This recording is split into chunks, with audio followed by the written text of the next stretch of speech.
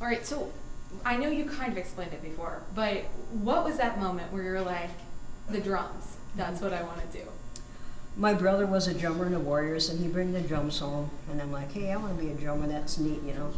And I was young when we went to have like high school dances, and they were rock bands. Boy, I'd like to be a drummer, you know. I was a bugle player, and so maybe I'll try it. And I did try a marching drum, and I was okay. And then a girl rock band started in town, and their drummer left, and so they talked me into playing a drum set. So I'm like, it'll never work. I can play one drum, but I can't play all those other ones, and so that's how I got into drumming. And I hung in there till I learned how, so. And it was fun, so I didn't want to give up. What girl band was that? It was the Chantels. It was the first all-girl rock band in La Crosse.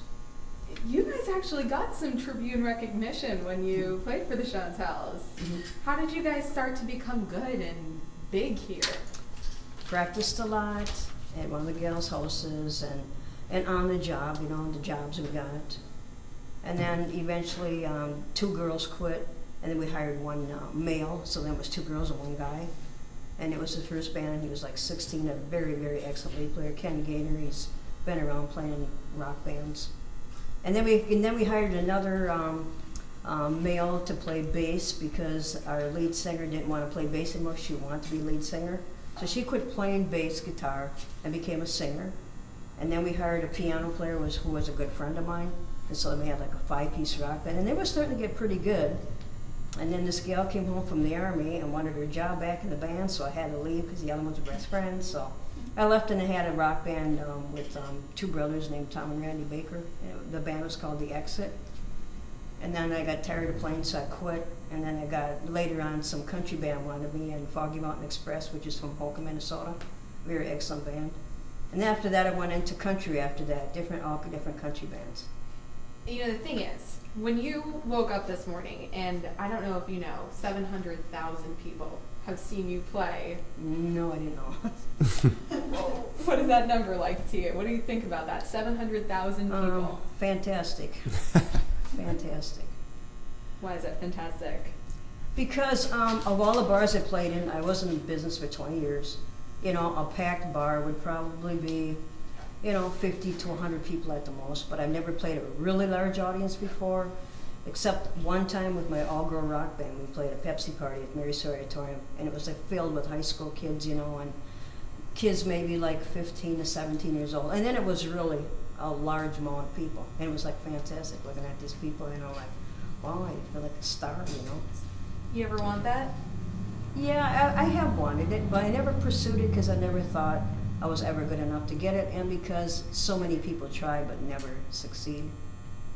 And some people give it their jobs, their houses, their lifestyle, and hit the road, and they come back, with no money, and they failed, and they didn't get what they wanted, and so I just never did it. Online you were tagged as the mystery drummer. Mm-hmm. So my question is, who are you? Where did you grow up? Tell us a little bit about you.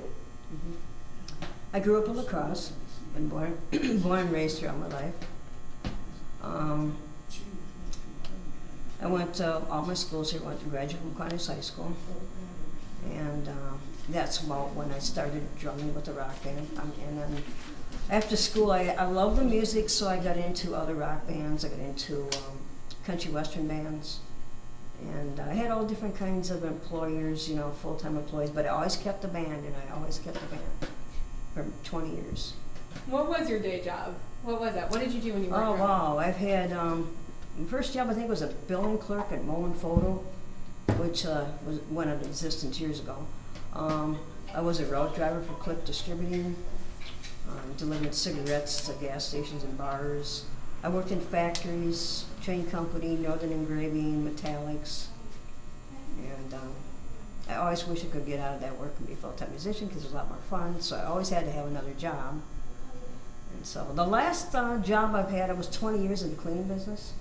I worked for several cleaning companies, and I worked at night, second, third shift. I went in and do all kinds of work, cleaning different buildings all over the place. And that is when I quit the band business, when I couldn't find no bands.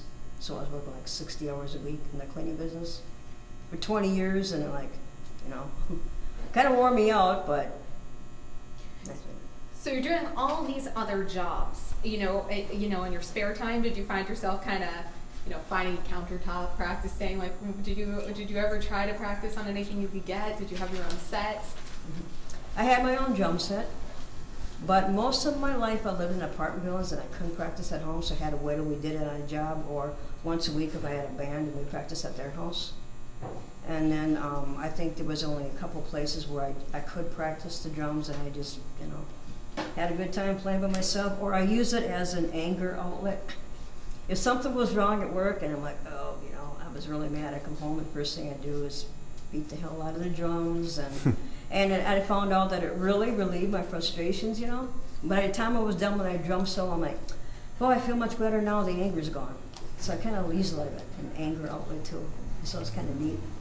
Music seems to be that emotional outlet for people. I mean, what does music, especially drumming, mean to you? Happiness, because I've always been happy playing music. No matter what goes on in my life, when I play in drum bugle corps, that was just really neat, and it's like it brought so many happy things to me and my family. I came from a broken home. My mother raised me and my brother and sister, and we were all in it. My mother was a chaperone.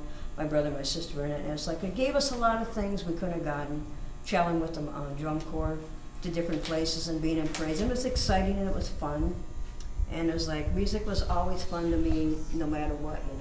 I had bands, and no matter what band I was in, it was just fun. Plus, I made money. I didn't get rich off it, but it was the idea of having fun, playing music, and even when I wasn't in the band, I just get out my tapes, play records, and it's just something about music. It brings me up. It makes you feel good. It's like so many songs, they might make you cry, they might make you happy, they might, just make you higher in a kite, or they might even release your tensions of your anger, and I still use music to this day, my tapes. My songs, not like playing drums at home, but any music I have, I put different songs on or in my car, and it's just kind of like, it just makes you feel neat, And I relate into some book reading, and so I get into books and just different things other than, running around with bands and playing in bars all the time. And it's just, now that I'm older, I don't really want to be real involved in that anyway, but my releases are the tapes, the music on tape players or whatever. Maybe a rude question, but how old are you? 63. 63? Mm-hmm. And when was the last time you played publicly? Oh boy, probably about, the last band I had was 23 years ago, where I actually played bars in a regular band with all kinds of bookings. But I did play a couple jobs maybe about 10 years ago.